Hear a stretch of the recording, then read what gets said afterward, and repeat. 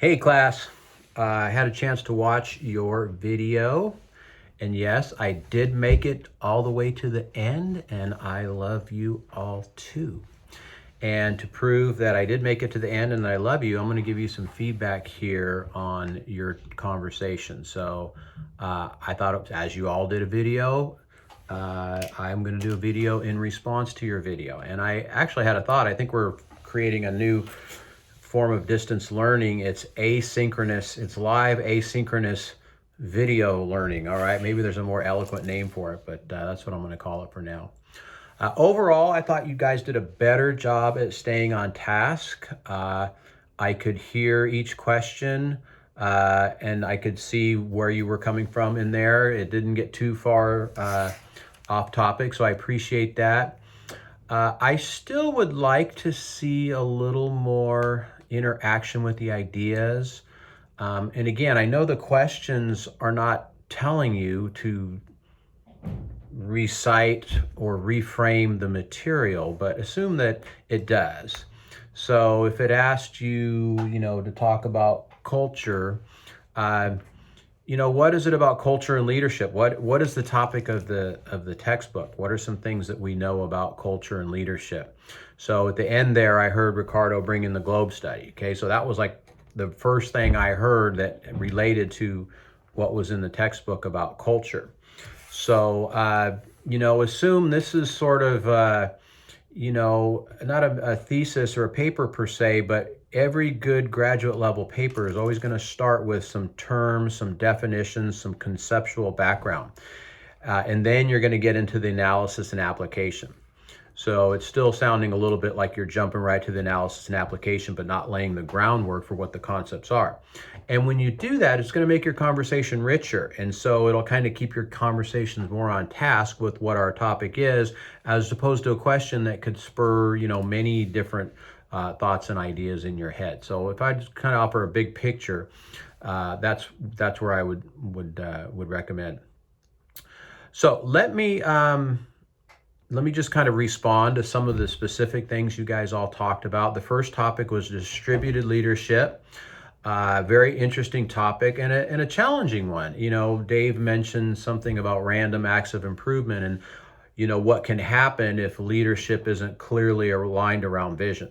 And I like your comment, Dave, that the vision and the mission really need to be the leader in the room and that everybody else is working to enact that. So there's always a tension, right, with this idea of distributed leadership, because we want to push decisions down to the front lines so that the people who have the most contextual knowledge and immediate need for the improvement, we want to allow them to do that, but yet there's sort of the overarching strategic vision and goal and alignment with that mission, right? So again, attention to be managed.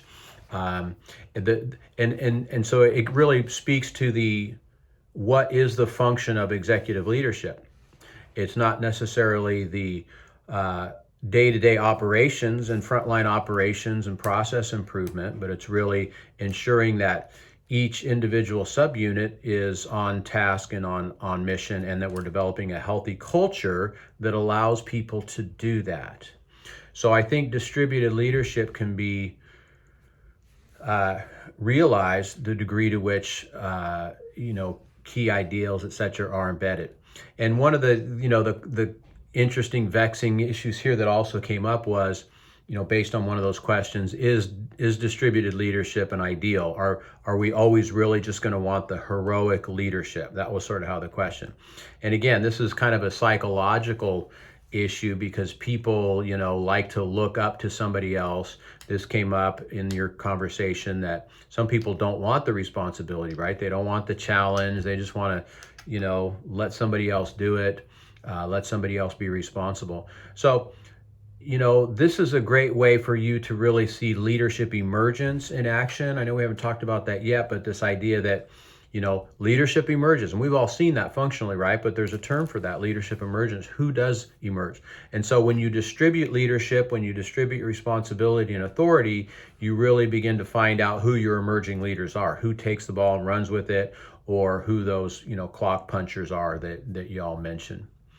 So again, Ricardo mentioned there's and this is a healthy way to think about this. Ricardo mentioned the benefits and disadvantages of distributed leadership, right? So the benefits are you get quick responsiveness, you get ownership of ideas, you get people who are front lines and see the needs, and they're able to deal with things that help improve their unit or their corner of the world. The challenge is unifying everybody so there doesn't become, distributed visions. I think somebody mentioned that. Maybe that was Dave. Dave had a lot of good ideas on this one. Uh, One of the good questions that came up between Cam and Dave and Cam was how toxic leadership can impact this idea of distributed leadership. And the gist I took away from y'all's conversation was distributed leadership can't happen in a toxic environment. Because toxic leaders have certain needs for, acknowledgement and ego stroking and control. There's probably some narcissism in a lot of these folks, or pathologies that don't allow them to give power to other people. It's a threat to them. So I think there is an interesting connection there between leadership health and the ability to do distributed leadership in a functional and meaningful way. And I think one of the other conversations that came up there too with that was, what happens when the leadership changes? And I think in Cam's instance, and I may have misinterpreted this, but it was a situation where you were moving towards that, and then all of a sudden a new leader came in, right? And then it kind of dialed back a little bit. So that's always the challenge, right? Leadership is always a moving target. And organizations are always changing and they're complex, right? So we'd like to think one day we nailed it and this is how we do leadership. But the reality is things change all the time. Leadership changes, how leaders function change. And so, creating a healthy leadership culture is sort of a long-term proposition that emerges in time and can take time to stabilize. And so culture, kind of getting back to this topic here, culture can really dictate the healthiness of the leadership functioning to a certain degree. And any culture that can pivot on a dime based on a new leader, it's hard for me to imagine that, right? So culture is a deeply embedded thing and it takes a long time for it to develop, and therefore it's going to take a long time for it to change. So one of the things that didn't come out in your conversation on culture really is the function of leaders in culture. And I know we talked about that in our Contemporary Approaches to Leadership class, but this book had some good things to say about that as well. Again, the Hofstede study is a seminal one. The Globe study is a seminal way to think about it. Another thing that came up in the book that y'all didn't talk about, you alluded to a little bit, but I'd really like to make it front and center, is, there's been some pushback on Globe and Hofstede as having taken, sort of a Western universalist, positivistic approach to understanding culture, right? So sort of an outsider approach to saying, well, these cultures are like this and these cultures are like this, as opposed to an insider perspective, which describes culture much more indigenously and related to the thinking and ethos of the people themselves. So I think that's an important idea to think about. And again, you as graduate students kind of really need to be aware of and understand sort of the critical turn in scholarship. And you probably, of course, heard of critical race theory, right? Well, this idea of being critical, we typically take it as a negative thing, but in scholarship, it really means exploring things outside of its matter of fact or common sense or assumptions, so it kind of questions what are the assumptions underneath some of these ideas. So it's critical in that it gets to the root of the assumptions behind the idea itself and not just taking an idea part and parcel, right? Okay, so that's a challenge. It's a challenge to look at things critically because we have so many assumptions that are difficult for us to challenge. But I think that's an important thing to understand at this level in your education, what some of these critical theories are saying about culture and leadership. And what are some of the assumptions embedded in there, and even the assumptions in the way that we think about what leadership is and how we have the conversations about culture and leadership. It's deep stuff, huh? You guys talked about some of the challenges of leading cross-culturally. I like the example that Dave brought up about the Hispanic churches in Laredo versus in Las Vegas. And it sounded to me the gist of this was the proximity to the culture, both physically and I would say their willingness to become assimilated in the host culture to a large degree is going to dictate how they look. So if they're physically closer to the national culture, so in this case in Mexico, they may look more like a Mexican church. If they come farther away, they're going to look more and more like a typical American church. That was kind of the gist I got. And another thing I heard too, and I think Cassie pointed this out, is that there's a challenge in how do we enculturate, and to what degree do we enculturate? So you talked about the differences in some of the Latin cultures, and some of them wanted to do Christmas one way and some of them wanted to do it another way. And so it raises the question, to what degree do we export our culture and insist that everybody does it like that, or to what degree do we adapt to and allow that culture, the host culture, to influence us, right? So I think this is, again, going to be one of those challenges that we face in doing cross-cultural leadership, the degree to which we can export some of our ideals and the degree to which we have to understand the ideals of the host culture, be sensitive to, and correctly interpret what some of those things are. I thought this was a very interesting part of the conversation when you talked about things getting lost in translation. Cassie talked about that because you're bilingual and you heard how things were translated and you're kind of like, I don't know if that's what he meant when he, right? I can totally imagine that. I'm not bilingual in that sense, but I could totally imagine things getting lost in translation from one to the other, and sort of people having a certain, defensiveness or possessiveness or trying to shift things, to a certain degree. So that can always be a challenge too. And then the last thing I heard y'all talk about was a couple of the articles, Ricardo's paper. I have to be honest, Ricardo, I wasn't exactly sure what that article was about. It got a little bit clear as y'all talked about, but I would just encourage you really make sure you understand it. It sounds like a great article. I just was not 100% clear on that. Cassie talked about maybe it was akin to customer service at different levels. And then Dave talked about different approaches to leadership, interactional, team, and structural. And I thought that's a helpful model to think about too.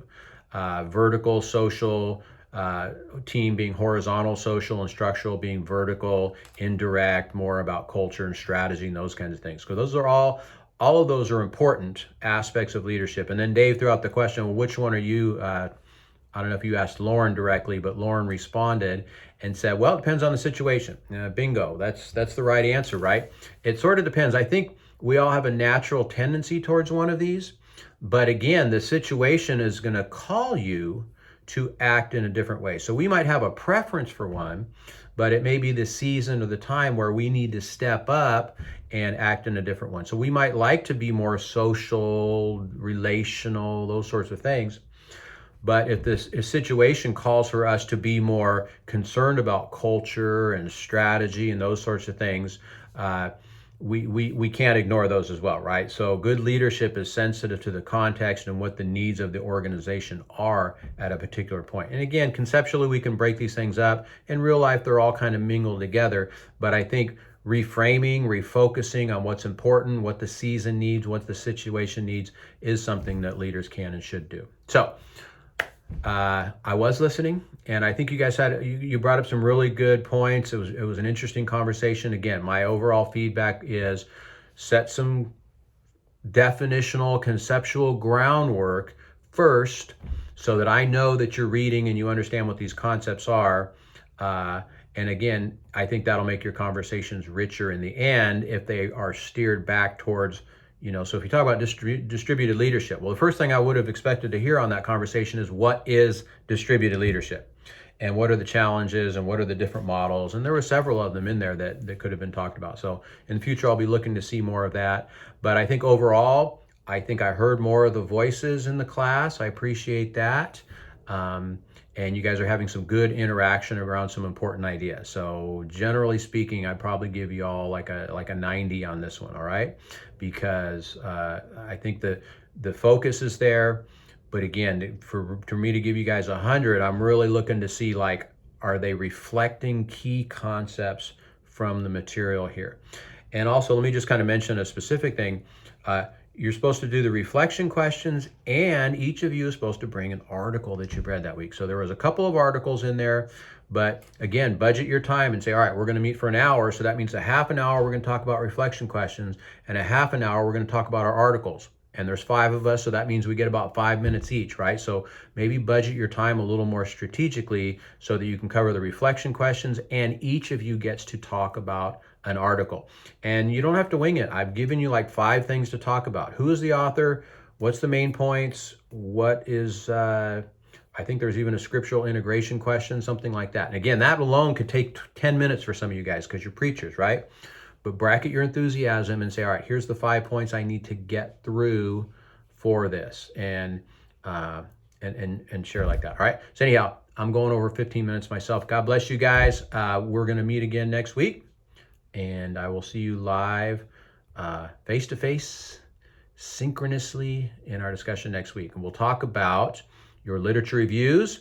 We're going to talk about the process, how to think about those, how to pull those together, and any questions that you might have about that process. So do a little bit of research ahead of time on that project, on literature reviews in general. I've given you some resources on that. If you don't feel resourced enough, do some additional research. You guys are researchers, and we have the world at our fingertips here through Google and other search engines. So do a little research, bring it back to the class. We'll have conversations and questions about the literature review project and help you guys proceed there and to get that thing squarely moving. That's not even a term. To get it moving along in a smooth fashion. All right. God bless you guys. See you next week.